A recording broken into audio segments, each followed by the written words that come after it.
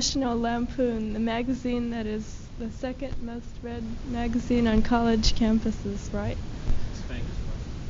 Right. Okay, here he is, Doug Kenney.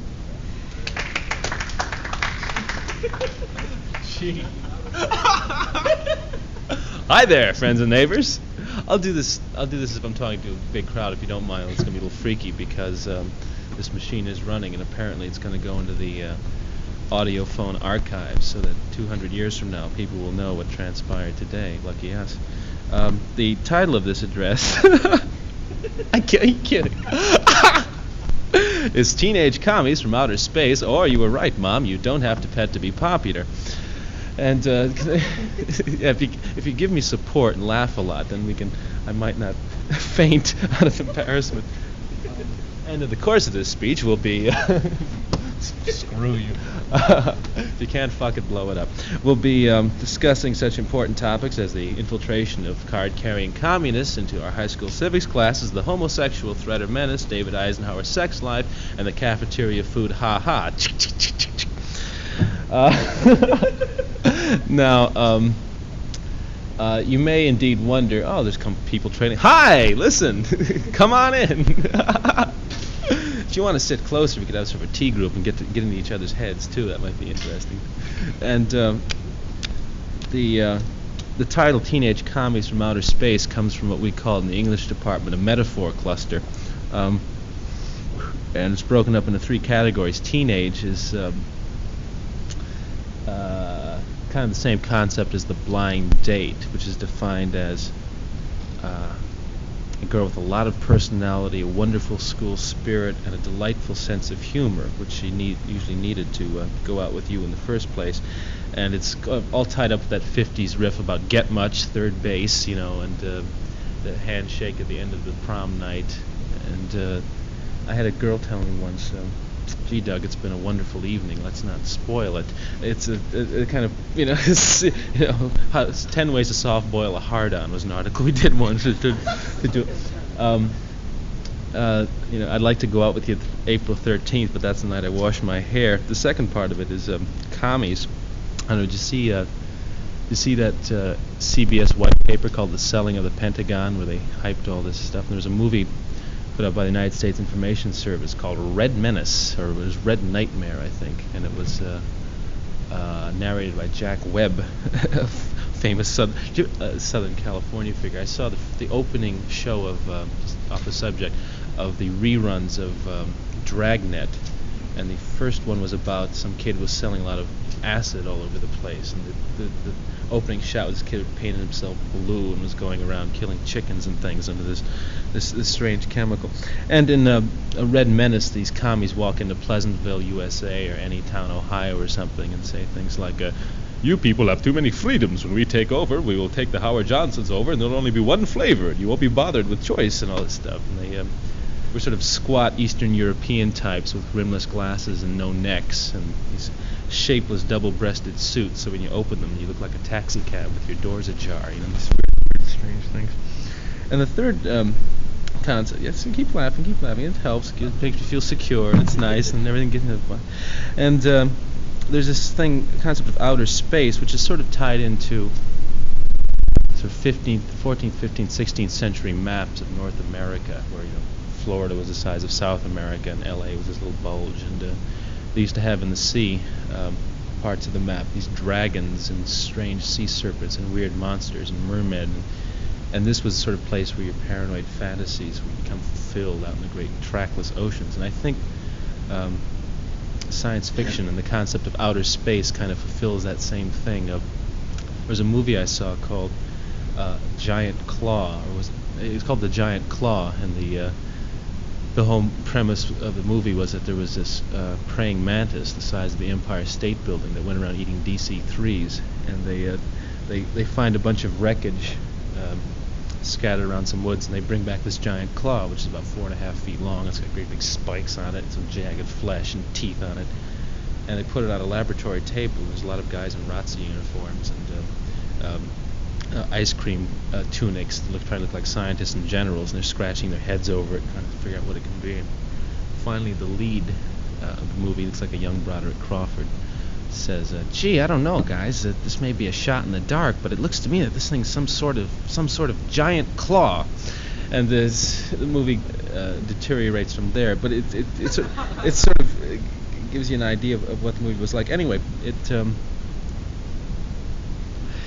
Teenage Commies from Outer Space essentially is what you might call hippies, or people with long hair, people who take dope, or those young people. What are they thinking today? That sort of idea. My name is Douglas Clark Kenney, and I was named after Douglas MacArthur, General Mark Clark, two generals from the Second World War, as part of what was known as the post-war baby boom, which went from about 1945 to 1952, thereabouts. And oddly enough, these are the kids who turned out to be hippies, and these were also the kids that were conceived right around the time the U.S. Air Force announced there was a 300% increase in the number of UFO sightings over the Western Hemisphere, which sort of implies a certain parthenogenic relationship between these spaced-out music, ha-ha, and shit like that. And I went out to Disneyland. It was my mecca, because I know most of you have probably seen the Mickey Mouse Club that they used to have afternoon shows. And Monday was Music Day, I think, and Tuesday was... Do you remember the Mickey Mouse Club? It was a daily kids program. They had Annette Funicello with her sweatshirt, and she was sort of, getting it off in the peanut butter commercials. And in Disneyland, there was the cleanest place I'd ever seen. You'd sort of walk around, and you'd be eating a crap burger or something, and you'd shove it in your mouth, and you'd throw the paper over your shoulder, and some little flunky would come with one of these pickup brooms and hit it before it even got to the ground. But the most interesting thing was they had a mechanical Lincoln, the 144 moving parts. He actually works, and he'd sit in the chair, and you'd walk in, and he'd be up on the stage, and there'd be an American flag in the background, and he stands up and sort of goes like that, and does this rap about 407 years ago, our fathers brought forth on this continent a new nation dedicated. He goes on and on and on. You sort of look with glazed eyes at this thing. It's their 16th president, the great emancipator. He's turned into a robot. And one can only assume that about the year 2000, when they want to sort of have some nostalgia about the freaks that sort of came up in the 60s and 70s, they'd probably have a mechanical hippie that sort of stands there and says, "Hey man, what's happening? Yeah, far out. Spare change." And sort of walk around, string beads, and sells leather sandals to you and stuff like that. There's I love the idea of fake hippie jargon, like right arm, and out of state is one of my favorites, and psychiatric. And I learned one from a girl in Iowa, which was "Don't give me no hassocks, man," which I thought was an interesting concept. Anyway, there's a lot of paranoia still associated with the concept of hippie, I suppose. There was a lot of it. I was on a radio show in San Francisco, and some lady called up, said the hippies had all these dogs they were hiding, and they were shitting all over the ground, and that this was some way of spreading diseases because they want everybody to be as filthy as they were. It's a very strange idea. And some people don't even have specific things to get paranoid about. Michael O'Donoghue, one of our writers, came up with something. Have you ever seen a baby pigeon? He'll ask people. And you say, "No." He said, "Yeah." He says, "You've never seen the baby pigeons, the little pieces of fluff. You just see the gray feathered rats that are about 2.5 pounds, about the size of a fryer for your oven." And he says that these indeed are the baby pigeons, and a full-grown pigeon has a wingspan of approximately 14 feet. And what they plan to do when they finally make themselves known is can be left to conjecture. But that's beside the point. The thing I do talk about when I do this in front of people, not that you're not people, don't get me wrong, you can still beat me up, put together, was just the process of education. And very briefly, there was the way I learned to read was through the Dick and Jane books, which you may have heard of. Did you have Dick and Jane books when you were in school? Dick and Jane were these little mongoloids about 3.5 feet tall, and they had polished faces. It looked like somebody took one of these big electric industrial floor buffers or waxers and sort of went all over their face. They shined and had highlights and teeth like this. And they had a dog named Spot who never shit. He was just this little cocker spaniel, bow wow, bow wow wow, wow wow, shit. And the Dick and Jane books were kind of a plastic image of what life should be like. Hi, how are you? You. What's white picket fences and things like that. And this is how a lot of us first learned to read. This was the first image identification with the printed page, which makes it possible for you to read things like Time magazine now without throwing up. Some rebel activity was reported in the Free People's Republic of Bolivia, although we all know that it's a strange magazine as our own. So our writer Michael O'Donoghue said that maybe if you adjusted the subject matter of Dick and Jane books to be more pertinent to what kids are really thinking about at that age, it might not have such an alienating effect on people. So he wrote one called Dick in Jane, from which I'd like to read a small selection. It goes like this. "Oh, Dick," said Jane, "I know something. I know a new word." "What is the word, Jane?" said Dick. "What is the word that you know?" "It is incest, Dick," said Jane. "The new word is incest. Do you know what it means?" "Quiet, Jane, quiet," said Dick. "Be quiet and keep playing horsey." Now this is sort of an attempt to bring a little stark realism into it. As a sequel to it, which goes like this: "See spot, hump, puff. Hump, spot, hump, hump, puff, puff, puff." I remember my own elementary school years, and it was kind of freaky. I had the same teacher for 6 years, and on my report card at the end, she said, "It's been wonderful having Dougie here for 6 years, watching him grow and develop. He still does not use hanky when needed." This was the total experience, the total impression I left on her. There's a piece we did on in Lampoon a couple of years ago called the Ezra Taft Benson 1956 High School Yearbook. I'm going to rip off some stuff from that now, as a matter of fact. You've read the magazine. You've heard these jokes before. Anyway, it was Ezra Taft Benson was the Secretary of Agriculture under Eisenhower. And this was the time when the biggest social problems in the country were juvenile delinquency, the Red Menace, the commie suicide sampans that were going to hit California, and the soil bank problem. There was the big thing everybody was really freaked out about was the wheat surplus, and food is a sacred thing. You don't take a hamburger and sort of smash it up your hands and rub it over your body. It's like a dollar bill. You can't light a dollar bill and burn it in a bar. You get your mouth punched.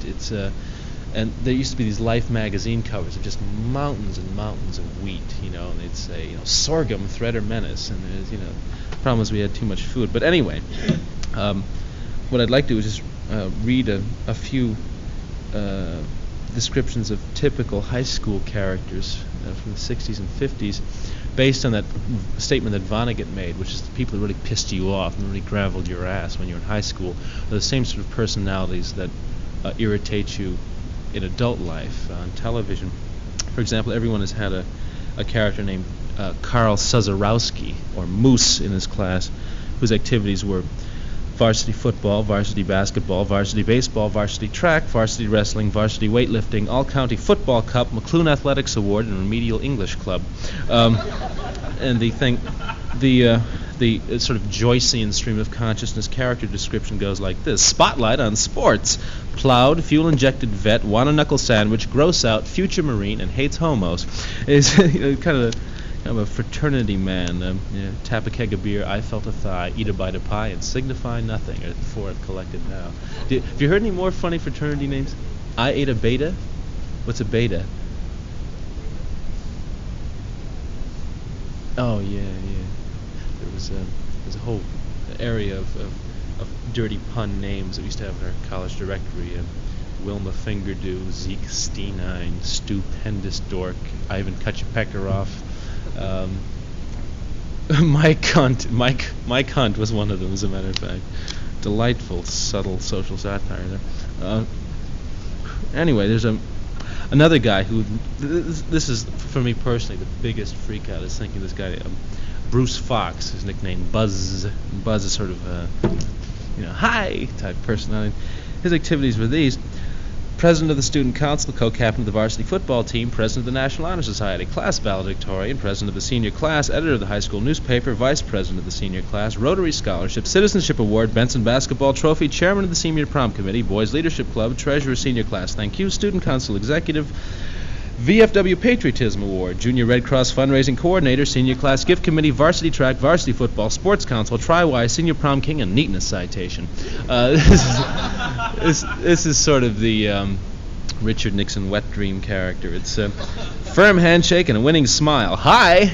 Friendly and outgoing. Leader of men, nice guy to all, well-liked, sincere, terrific, Mr. Popularity, going places, and a future pharmacist. He's hi, hi, how are you? Say, listen, we've been having a caucus on the extending the prom till 11:30, but Dean Whittier says, well, I don't know, so I was wondering if you guys could just sort of clean up, the organizer. Every high school has a character named Rocco Vassalino, nicknamed J.D. His activities, of course, were Industrial Arts Club and Accordion Council. Lady of Spain, I adore you. Remember those things you see in Lawrence Welk? Speaking of Lawrence Welk, remember Bobby from the Mickey Mouse Club? Bobby used to be the dancer, and he danced with Darlene a lot. He's now it's off the air, but he was a dancer for the Lawrence Welk Club, Lawrence Welk show for the last 2 or 3 years, in those tight pants, just like the Chicago boxcar, Jelly Roll hairdo and everything. One more character I'd like to talk about is a guy named Ronald Schnitzel, affectionately nicknamed Zitz. And Zitz was a hall monitor, study hall proctor, schoolyard policeman, chairman of the student discipline committee, good citizenship council, attendance officer, student court prosecutor, cafeteria lunch line squad, tidiness officer, lavatory patrol, and rifle club. He was sort of a Ralph Nader figure in tennis shoes. He sort of amused people. Every high school too has a Leonard Wumpke nicknamed Yo-Yo, who was a winner of Class Day lottery, a good listener. That's about all. He's a gray presence. Remember that quote they used to say in the principal's closing address, how genius is 1% inspiration and 99% perspiration? This thing used to gravel my ass. It was something I used to get back. Another riff that's sort of tied in with education is sex education in high schools. And if you saw that book, Everything You Wanted to Know About Sex, Aren't You Sorry You Asked? We did a parody of that. You sort of read this book, it's supposed to buck you up, and you find figures like, the average male penis is about 9.5 inches long, although some have been recorded as small as 4 or 5 feet. You sort of think, and I always wondered if, sort of David, this sort of dating book I'm talking about had titles like Twixt 12 and 20. And were usually written by people like Pat Boone, or Ann Landers, and they had titles like little blurbs in the book reviews, like a sane, sound book for modern young people embarking on the sometimes murky seas of premarital dating. A guiding beacon for today's turned-on anything for kicks generation. This was like 1956, and they start out with sort of co-opting you and winning your confidence by beginning. A dating book for this day and age? Why, we thought all that stuff about lofty ideals and high moral standards was a lot of bunk and hooey. They sort of, he knows the street language. I guess I better listen to him. And they use metaphors like dating is like dynamite. Used wisely, it can change the course of mighty rivers and move mountains. Used unwisely, it can blow your legs off. It was a strange thing. They talked about the explosive forces that happened within your body as you went through the traumas of adolescence. Your face would be covered with mats of black pubic hair, and if you were a girl, there was swellings in the thoracic region, and some more funny business going down there. They talked about other changes in your complexion, for example, and there's many terms for it. Among them are acne, pimples, blackheads, whiteheads, red caps, boils, blemishes, cankers, zits, pustules, polyps, goobies, squabs, boo-boos, and St. Anthony's fire. This was the stuff that you could easily remedy by, quote, frequent applications of hot soapy water, unquote. Although, here comes a joke. Usually you needed frequent applications of a wood-burning kit to sort of really get at them, because they were so deeply embedded. There was the real reason for it, though, was known to all parents, and that's why they really didn't sympathize with you too much, because they take you aside and say, gee, Doug, remember, playing with yourself is playing with fire. Keep your hands off it, don't you dare touch it, man. There's a couple of passages, just one I'd like to read to you briefly, and it's called You Don't Have to Pet to Be Popular. It's a little Aesopian tale of dating trauma, and begins. Clint and Babs were returning from their church youth meeting, and at her door, Babs turned and shook Clint's hand good night. It had been a lovely date, and thinking over the evening as he undressed back home, Clint noticed a strange feeling suddenly come over him. In bed, Clint was still restless, puzzled by this new overpowering sensation, and suddenly, as Clint thought of Babs's unusually warm farewell, memories of an impure picture he had once found hidden in a Gideon Bible popped up unexpectedly, as did something else. Drowsily... cheap joke, come on. Drowsily allowing his right hand to stray under the covers, Clint sleepily took the situation in hand, and before he had realized what he had done, had committed an act of self-pollution. The next morning, while driving to school to be sworn in as student council president, Clint was struck and killed by a speeding bus. And so you can sort of, the other one is sort of the same thing. It's, you sort of imagine, whacking it, and the next day sort of going to school, and, waiting for the light to change, looking both ways, being very careful to walk on the crosswalk because these things are always coming at you. When you get to college, educational mind molding is diffused somewhat, largely because everyone takes a lot of dope. And in a head issue we did a number of games, my favorite of which is called when you're stoned, which is called Delicatessen Roulette, where you go out for food and you come back and you have to eat the food directly above and below it on the shelf, mixed in with it when you get it back.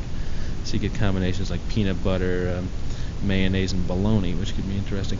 But there's a better one called Mr. Hoover, and you get yourself really wrecked, and then everybody's laying back and very mellow, and then somebody sort of goes in another room and goes, he knocks on the door, and everybody crawls off the ceiling, and then you pretend that J. Edgar Hoover just walked in the room. You have to play completely straight. You sort of go back to high school charm and say, "Hey, Mr. Hoover, how are you? Gee, I haven't seen you in a long time. Dad'll be sorry he missed you. If you just have a seat, I'd like to introduce you to some of my friends. That's Pam and Sue. Sue giggles a lot. Girls are really funny, they're always doing that." And the idea is to keep straight for as long as possible. But when dope was first coming out, particularly from Southern California, there were a number of books that came out very much like dating books. One of them, they had titles like Diary of a Teenage Drug Abuser, a story of a girl who took one hit of a poisonous marijuana reefer and became immediately addicted, and suddenly before her swam a great psychedelic vision of Art Linkletter beckoning to her from a 10th-story window. Kids say the darndest things. Oh, wow! We had in one issue we had some LSD wings that you could sort of paste on your back and fly out the window with as soon as you drop. Be that as it may, you may be wondering what the point of this whole address is, particularly under the circumstances, besides hyping the magazine. Get one today. Is when I came to California this summer, I was first introduced to the concept of a taco, and I went and I saw these long-haired, fairly organic-looking people hanging around Taco Bells, and I just couldn't understand it because, I went behind, I saw how they made them, and they had the frijoles pans and everything like that, and they get a round tack, and they put some kos in it, and they roll it up, and they expect you to put it in your mouth, which is something I'd never seen before. And I looked up at the sign, I realized that TACOS, T-A-C-O-S, stands for Teenage Commies from Outer Space, which, if nothing else, shows you the mystical unities that underline this address, which ends the formal part of it. Okay, you can cut that if you want.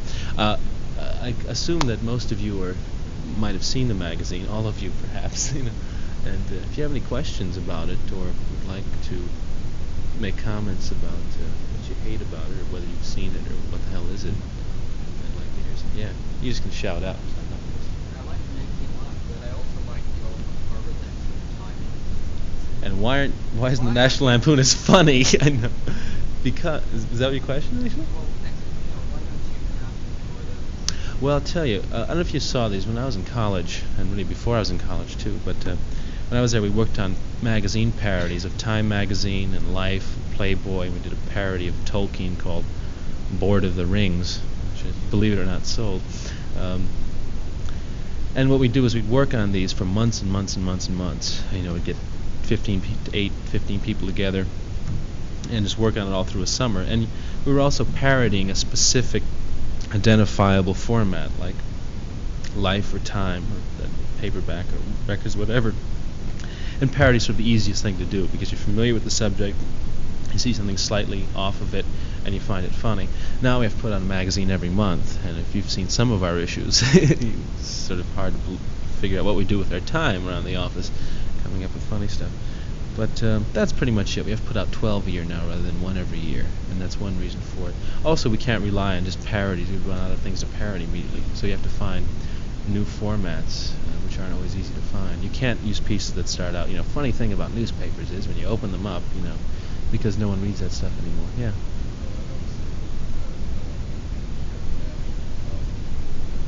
Uh-oh, embarrassing. No, we're always hungry for writers because a lot of people write, but not very few people write very well in this kind of stuff. And so we did a national humor contest where college kids could write in humorous pieces, and we'd find the best one and send the winner on a trip to South America and print the piece in the magazine. And the best piece we got was a parody of Joseph Fielding done in Pig Latin or something like that. It was incomprehensible piece of shit. Well done, but just, not funny. Beautifully done satire. It would make you laugh. And so we gave him the prize, and we sort of said, "Shut up, kid, just get out of here," And we didn't print it. We got about 5,000-6,000 entries on it, and it was just no. Oh God, the funniest one actually. It was crudely written. Somebody wrote it with his feet, but it was a dirty Leave It to Beaver. It's sort of, "Hey Mom, let's fuck." Did you read that? Remember Beaver Cleaver? He got killed in Vietnam a couple of years ago. I saw that in a magazine. Beaver is dead. Yes, it wasn't. Huh? Jerry Mathers caught it in Vietnam. Yeah. Oh yeah, Wally Cleaver. Wally. The guy I used to think was Eddie Haskell. He was the master of what we call in Ohio the shit-eating grin. He used to walk in and say, "Hi, Mrs. Cleaver. My, that certainly is an expensive dress you're wearing." He's wonderful creep. Gee, Mrs. Cleaver, you certainly look nice for a woman who must be pushing 40. Really wonderful. Everything he said sort of went, bleh.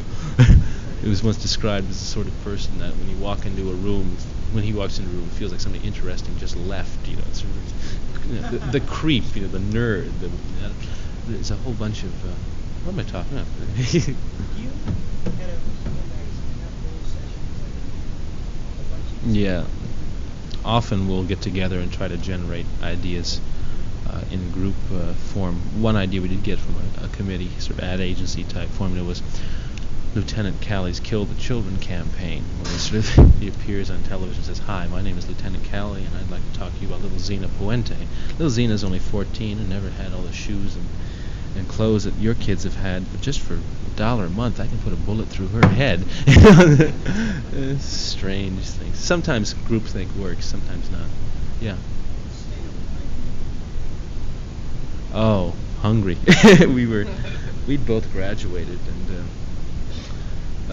we didn't have jobs, and I couldn't figure out how to fill out law school applications, and we had to make money somehow, so we sat down in our clubhouse. F. Scott Fitzgerald wrote This Side of Paradise in his clubhouse, and we wrote Lord of the Rings, and pretty frantic. I think if you read the introduction, that sort of gives you a good idea of the frame of mind we were in. We were saying, Jesus, it's really horrible doing this. Don't get the impression that it's always laughs and good times when we're doing this. When we did that time parody, we were at each other's throats all summer, and everybody was quitting, and there were, tremendous brawls. We were pretty frantic. The stuff, if you read the magazine, it's a pretty breathless, sort of frantic kind of magazine in a lot of ways, and it really reflects certain personality quirks in most of the writers, one of which is extreme paranoia, extreme sort of hyper, mind going off in a lot of directions. I think the humor writing Woody Allen is probably one of the best ones around. This one was certifiably crazy, textbook case people. The fact that you're aware of it and write about it doesn't keep you from being completely insane. We were pretty freaked out when we wrote it. Sitting at typewriters week after week after week, using characters like Frito and Pepsi and Moxie and Good Gulf Magician and Tim Benzedry. Strange book. Can you buy the Lampoon around here, by the way? Is it available? Yeah, I'd like to do a book called Teenage Commies from Outer Space and turn it into a movie, but that's quite a ways away. Also, the movie industry is so screwed. We're doing a magazine now, and we're pretty free. We just sort of type it up, and our art director puts it up. We send it out to the printer. We send it to the distributor. If you work through movies, you've got to work through all sorts of people, producers, directors, money men, all sorts of things like that. And one reason we like doing a magazine rather than doing anything else, TV, is just that we can do what we want, even though you have to read it and you don't reach as many people. But that's fine for us.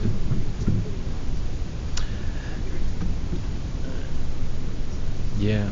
Well, you can't, we're not into money that much, so I'm going to really break my ass to do something that I just wouldn't enjoy doing. I don't know anything about movies, and that means that unless I learned something about it, we'd have to get somebody with a $30 haircut saying, yeah, well, we want to frame f-stop here and pan in, and then, we'll change this character to a sheepdog because it really, humor is a very fragile thing, as you may have noticed today, and it's very difficult to do it by committee, and it's very difficult to find people who understand what a funny movie is, the difference between what a scriptwriter writes and what actually comes out. So at the moment, I'm kind of afraid of it. I'd like to do some other things first before I do a movie. It's just really fear. I'd love to do it, but I'm afraid of getting ripped off by a lot of guys in body shirts and things. Yeah. Any other questions or comments? Yeah. My plans are these. I'm going to stay with the magazine for 2.5 more years and try to rip off as much money as possible, because it's doing good now. I mean, it isn't cool to say it, but oddly enough, the magazine's making some money now. So I'm going to try to get as much of that as possible, and then write a book, which will take about 6 months, called Teenage Commies from Outer Space, and then smoke a lot of dope, and hard to say. I'll probably always be hustling some sort of thing like this. I'm frankly getting a little tired of the magazine format, just because you've got month after month after month of deadline. Now, if I have to write one more Mrs. Agnew's diary, I'm going to go through the roof, which means I'll be here 3 years from now doing the same stuff. Everybody says that same, right? Oh, medical school. Suture, joint, I have heard, you can imagine, most kids that I know in medical school now smoke dope. As a matter of fact, doctors are often the biggest druggies because they have access to a lot of pharmacological type things. And you just know that these guys get called up at 4 in the morning to do an operation, probably been watching The Late Show and doing it. You sort of look at these dilated pupils over you, with a couple of knives in his hand. Strange thing. The Munchies? Yeah. Sara Lee Cherry Danish is my favorite, I think. What is UCLA like, by the way? How many students go here? Any idea? 29,000? Well, you have a very nice cross-section, actually. I kind of think the National Lampoon readers are really the best people to do. They're usually brighter than pretty small. We have 4 editors, of which I'm one of the editors, and we all write. We're editors. Editors traditionally don't write. And we're sort of, my original partner is Henry Beard. We did those parodies, and we wrote Gordon Rings together. There's a guy named Michael O'Donoghue who wrote Tarzan and the Cows and stuff like that. He is an editor. A guy named Tony Hendra who wrote The Day They Shot Agnew in the Foot, and Jessica Christ, Girl Messiah, and all sorts of pretty tasteful articles like that. Jessica Christ. Photo funnies, yeah. In fact, I try to get myself into them as often as possible so I can get girls. Hey, I saw you in photo funnies, but they won't let me too often. Yeah, I'm in the December issue one. Yeah. I also look different too. I'm always growing beards or shaving them off or something stupid. They're coming back. He did a series of dinosaurs that didn't make it for a science fiction issue, which will be out in about 2 or 3 months. He's in London now, and you can see his work doing Pan Am ads and stuff, flying trays, and he does a lot of commercial work. He did a thing for us recently, which will come out about dinosaurs that sort of didn't make it on the evolutionary chain. There's the Pogosaurus that has 1 foot and has to link up with another dinosaur to get across. There's a Winosaurus. There's a tri-winged pterodactyl who has a 6-ton body, and so it can only fly straight down. And there's a super armor-plated dinosaur with the feet point in both in the same direction. And he just stands there, There's spider webs on it. And he had a couple of others. There was a piggybackosaurus, which is at first it looks like a tremendous Tyrannosaurus marching through the jungle. And actually, it's this big dinosaur with a very tiny little head, and a little tiny dinosaur with a very big head, and they sort of he jumps on his shoulders, and they try to make it as a big one, And you look at the whole thing, and it's still about that tall. He's marching through daisies, He's a freaked out kid. Yeah, we get our artwork is probably one of the best things about the magazine is we don't pay much. Most artists who are in New York make a lot of money, a couple of thousand doing an ad, and then they have time to work for us for a couple hundred or 300 or something like that. And the artwork is very good. Our art director, if you're ever doing a publication, if you're interested in that, an art director is very important. No matter how good the material is, if it doesn't look appetizing, it's just a quirk that people will not look at it with as much charity. And so having a good art director makes things really beautiful looking. Is nice. And we get a lot of good artists. The artists seem to like the magazine. One, because we give them a lot of freedom. We've taken panel cartoonists like Gain Wilson and Charles Rodriguez and Barsati, people like that, and we say, okay, do a comic strip. And they really like the idea of doing something different than their usual shoe ads and things. Huh? John Romita, yeah, he did Son of God comics, I think. No, Neil Adams did that. I forget what John Romita did. Something of ours. We do a lot of comic books in the issues. Yep. He writes for us occasionally. He's really a stand-up comedian, sort of trying to break into show business on the East Coast, and so he writes only periodically. He's done a new series for the science fiction issue again called Martian Jokes. How can you tell if a Martian's been in your living room and all your light bulbs are eaten and there's quartz all over the rug? It's a strange thing, What do you call a Martian with 6 wings, 4 pinchers, 5 legs, 8 antennae, and 15 claws? A gimpy. It's this strange thing. What's a Roman candle? A Martian suppository. It's very strange jokes. He's still around. I see him from time to time. It's been said that he reminds a lot of people of Lenny Bruce, who I've just gotten into the last 3 or 4 months. I read The Essential Lenny Bruce, and I listened to the Berkeley concert, and I never really was familiar with him before. Gee, he's really good. Anybody know where I can get in touch with him? I could use him. He's dead? No? Whatever. Chris Miller, yeah. He writes a lot for us. Most of our writers are freelance, which means we know them, they turn in a piece, and we pay them for it, but they're not on a regular straight salary. Chris Miller's our pornographer in the issues. He writes articles like groin larceny and the toilet papers, and they're always he's sort of a blonde 24-year-old kid who writes filth, and his stories are always about blonde 24-year-old kids who are doing terrible things to their liver. He's a funny guy. Yeah. That's a little sticky. Gain Wilson has this contract with Playboy to do full-color, one-panel cartoons, so we have to make his things more like stories and put some type in it. There's all sorts of legal problems you can get into with copying Disney and Charles Schultz and things like that. Yeah? Gain Wilson, well, my partner said he was the most boring person he'd ever met, but that, which surprised me too, but he really isn't. He's quite a nice guy. He's youngish. He's in his 30s. Some groovy hair, longish, and mustache and rimless glasses. Married. Very much into things like science fiction and children's stories and H.P. Lovecraft horror stories. A lot of pop fantasy that I enjoy too. He's also a very good science fiction writer, by the way. He once wrote a science fiction story called M1 about this huge object that appeared on Earth, and it turned out to be this huge 5-mile-high statue of Mickey Mouse that just appeared, and the last line of it is, Moscow just called it and said they have Minnie. It's silly stories, but well written, yeah. Yes, well, no, we've been sued for, attempted to sue us for slander, but they usually get us on copyright infringement when we parody Minnie Mouse or Charles Schultz or something like that, and they slap a lawsuit on you. We've got nasty letters from the Mexican government and the Canadian government and senators and stuff like that, but nothing that's really put us out of business yet. Yeah. That stuff you can do, and I don't know how the laws in California, but there's a general rule of thumb. Anybody who's in the public eye, an actor, a politician, and their family and loved ones, anybody who sort of is on TV a lot anyway is fair game for satire because they've made themselves a commodity, which is one reason why I'm trying to find some way of legally killing David Frost. Asshole.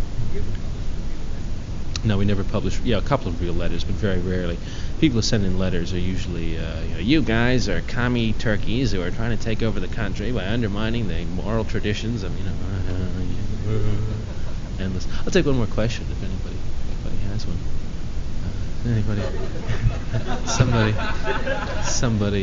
Somebody has a question. Where do you get your good looks? Well, I sort of. Anyway, listen, thanks for coming and sitting through this. I know it's a little freaky. It's more like a men's room than an address, but thanks a lot. And next time you see a copy of the Lampoon, think well of us. Don't buy it, just get it from your friends like everyone else does. And I would say this is no hype aside, but there's a good issue coming up after. Let's see. I don't know if you see the one we have on the stands now is one of the.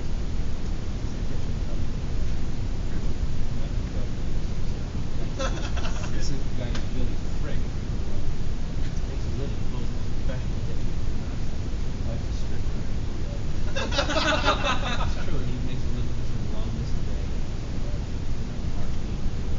Travel out to paradise. Old man finds peace and contentment in an island that became a great silver fish many years ago. And but after this is a 25th anniversary issue. Silver cover with a big 25 on it, printing some of the articles we had back during the McCarthy era, how we discovered him first off, and sort of patting ourselves in the back a lot. There's a nice article in it called the 1958 Bulgemobiles, which is sort of 58 car series, and a guy who used to do them wrote this and drew this thing for us.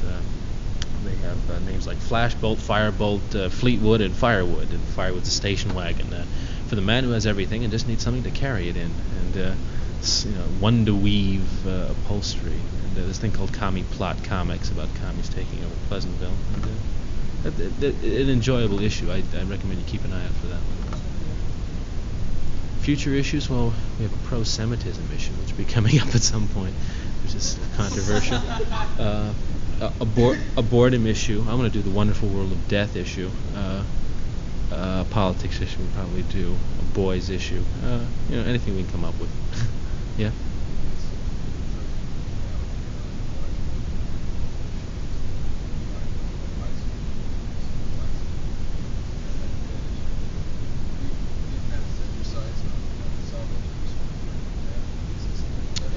Not really. We really try to do the best we can each time. It's simply a fact that we just can't have a high school yearbook type article every time. Good ideas of definition are ideas that come up every once in a while. The really funny things are that rare. We try to entertain as much as possible with regular copy, like Mrs. Agnew and letters people always like. And if we can get 2 or 3 features in an issue that will make you laugh, we figure we've paid our keep. But we work hard on it. We're putting more people on. We're trying to spend more money. We're still in the process of trying to make it a better magazine than it is. But I think even now, I must say I'm pretty proud of what achievement we have made. If for no other reason, there aren't magazines like this around, so you really don't have a standard. I mean, if somebody else were putting this out, it might be, it might not even be as good as it is. Yeah. Yeah, I know Roger Price. He's in California. Because when you have a good idea, what you also need is usually somebody to sell it. And we had a good business manager. We had some breaks. We also put together a lot of money, which makes it colorful and sort of things that you can get distributed. Grump was sort of a Rolling Stone format, but before that format was at all popular. Hefner tried one called Trump, which was done with Harvey Kurtzman, who used to work for Mad Magazine, but money again became a problem. When we first started out, we went around to everybody that started a humor magazine, including Gay and Wilson, and try to learn from their mistakes. And part of it is that people that are humorists in general don't have business moxie. They're sort of guileless people, and naive in a way. And so we made sure that we just had a real shark on our side, and we started out, I get 15% of this and 5% of that, and we get the residuals on that, and you do this, and we'll sue you if you do that, and contract me, and don't give me no shit here, man. And smoking cigars and stuff, and you need that. You can't, Southern California and the LA area is the center for much of the real high-pressure communications of TV and movies, and to keep your head above water, you really have to have killer instinct, and you really have to have a certain amount of business moxie. And I think one of the most important things for running a successful humor magazine is, of course, in economics, which I never had. And it's sad but true. I mean, you just can't be an inspired artist. You just if you're into doing a magazine, for example, a lot of people are going to read. You just need a lot of pig capitalist savoir-faire. If you don't have it, you should get somebody who will do it for you. We have lawyers all over the place, man. Well, we got a guy from Harvard Business School who was our partner, and he also he was a genius in his way. He sort of got the college kids who can raise $160,000 to put out a parody of a magazine while they're still in college. Obviously, the guy has some ability, which probably should be kept very close watch on. Yeah. I wrote half of it. Yeah, California. I was in California just for 2 months this summer. I was unhappy in New York, saw Little Big Man with all these nice travel scenes in the Southwest, and got my credit card out and was in LA the next day. They couldn't find me for 2 months. They thought I killed myself.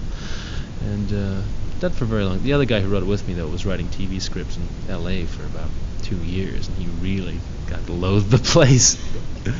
But no, folks, I really like LA. It's a great town. Yeah.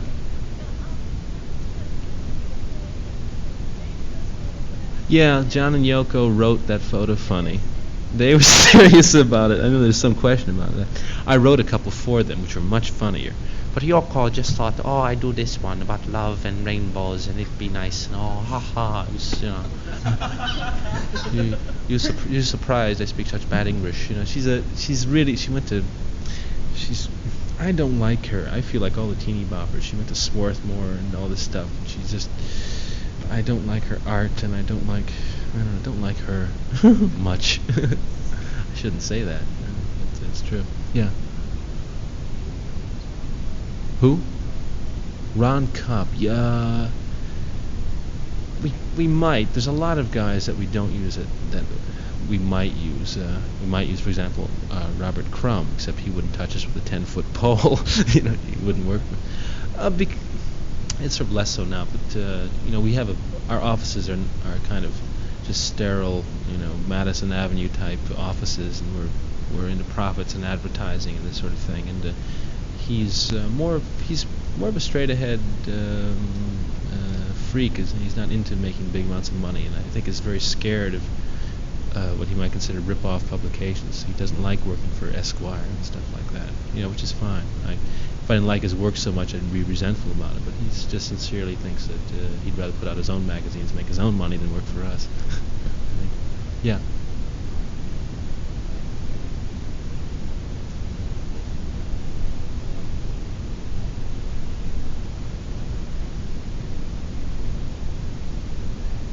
Yeah. Well, that's really one reason why I'm doing this.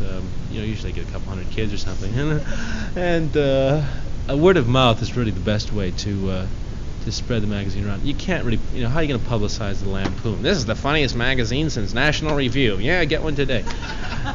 Most of the people that read the magazine are really too hip to be sucked in by advertising in the first place. It costs a lot of money to advertise, which we don't have. We're not that big a production. So one thing I do, I'm going to speak at 9 colleges in California, and which means maybe I'll speak to a total of 15 kids, maybe a couple, 3,000 kids, 4,000 kids, and who already read the magazine in the first place. But word of mouth, and also you hustle college newspapers, radio shows, TV shows and stuff. You probably, if you listen to the radio, you'll probably hear me telling the same jokes sometime this week, I think. Oh yeah, I was on the Johnny Carson show when I was in college. I did put on a food fashion show, which is bomb. Yeah, girls dressed in pizzas and things. It was a strange thing. And the Merv Griffin show where Maury Amsterdam offered to punch me out, and he had a little American flag in his lapel. I was on with La Lupe, the famous Cuban-American singer, and London Lee. And what else have I done? I've done like a lot of local talk shows and things, but I'm basically not a performer. Oh, listen, we used to send messages to him and put messages in his egg rolls and everything to try to get a hold of him. But he's making movies. He's writing for the New Yorker. He doesn't, he really doesn't need us. We need him. So we sort of putter along on our own. Listen, thank you a lot for weathering this, and I really appreciate you coming. And I don't know how you heard about it, but it was nice that you wandered in. I'm sorry if I interrupted your studying. You can go back. I know it's exam week. Thanks a lot.